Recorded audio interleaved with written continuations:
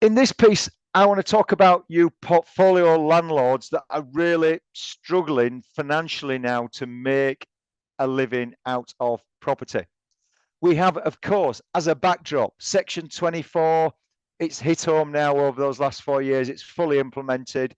It means that obviously our expenses that we can include have reduced when it comes to mortgage interest, and of course that impacts on our profitability.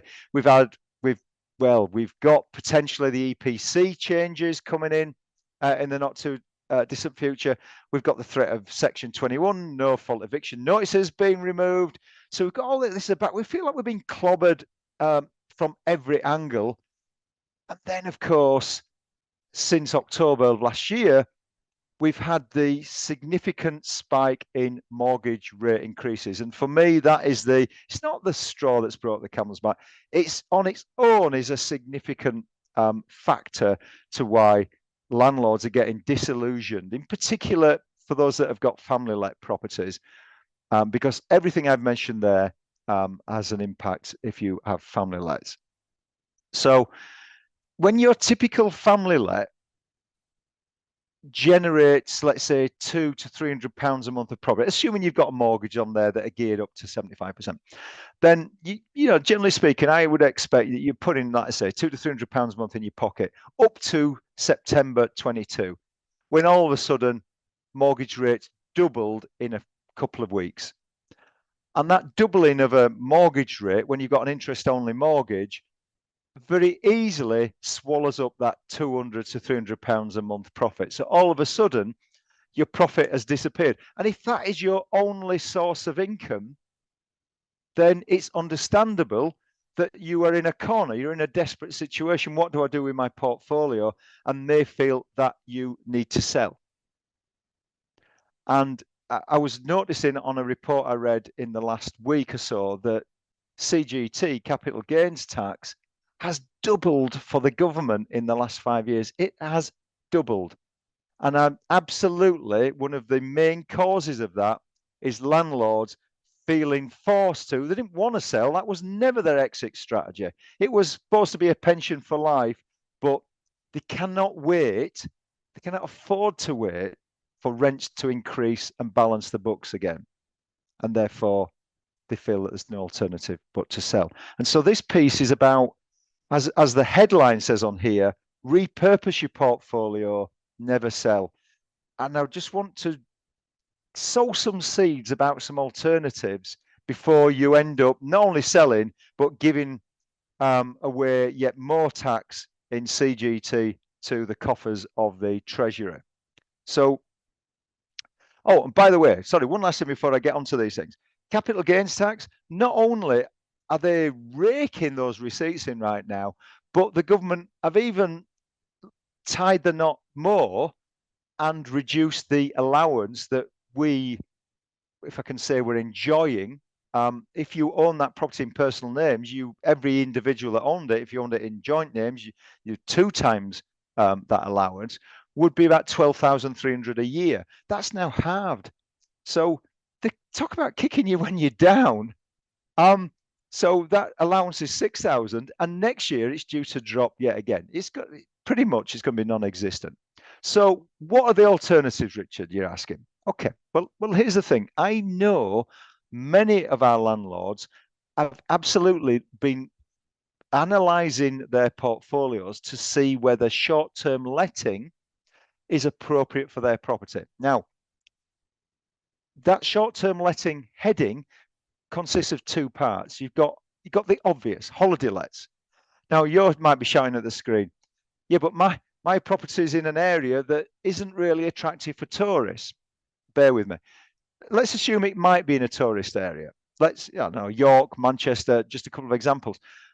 But you say, well, yeah, but will people want to go to Manchester for 2 weeks? Well, maybe not, but I can absolutely tell you that there's a trend, a national trend now for holiday lets to be booked more for weekends than 1 to 2 weeks. So those mini breaks, the city breaks, are getting more popular all the time. Now you might be saying, well, yeah, but 2 days worth of income isn't really going to cut it. But it's not how it works with holiday lets. You'll earn 90% of your weekly revenue by pricing your weekends accordingly. They're weighted to the weekend. So you don't care in a way that Monday to Thursday's vacant because you get most of your income over the weekend. So don't worry about that.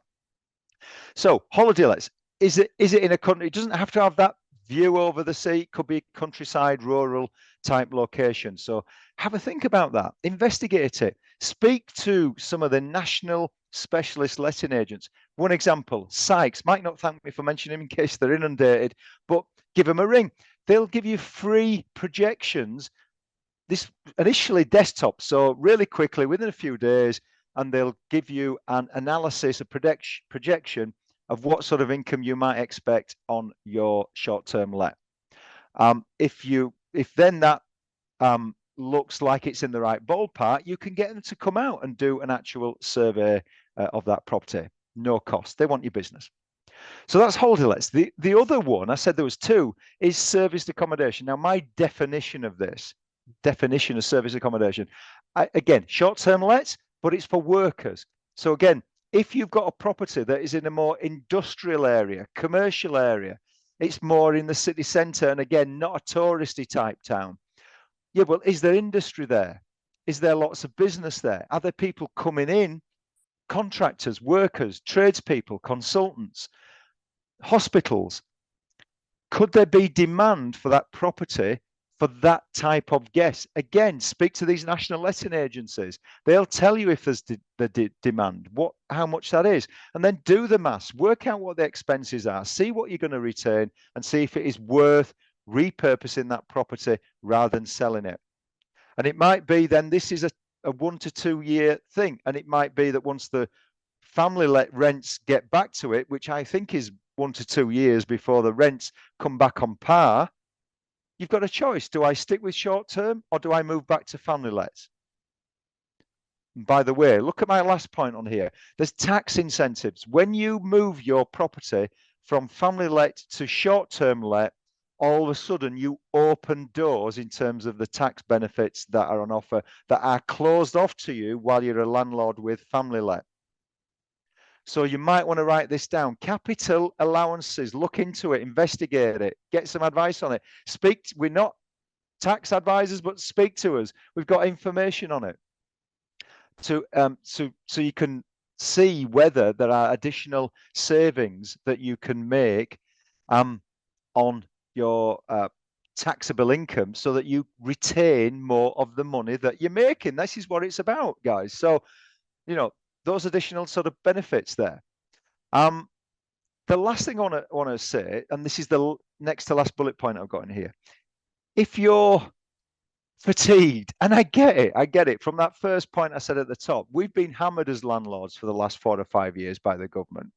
And you might not have that fire in your belly to say, do I really want to learn about short-term letting and move things across and manage the property on a new. I don't want to learn this new sort of method. Find a landlord that does. I can absolutely assure you that there are landlords out there that are keen to talk to landlords like you if you're saying, I haven't got the energy to do it, but I get that I don't really want to sell if there's an alternative. So if you can be connected with a landlord that has the energy to use it on a short-term let, then come to an understanding, come to an agreement with that landlord who will take over the running of that property in a legal framework.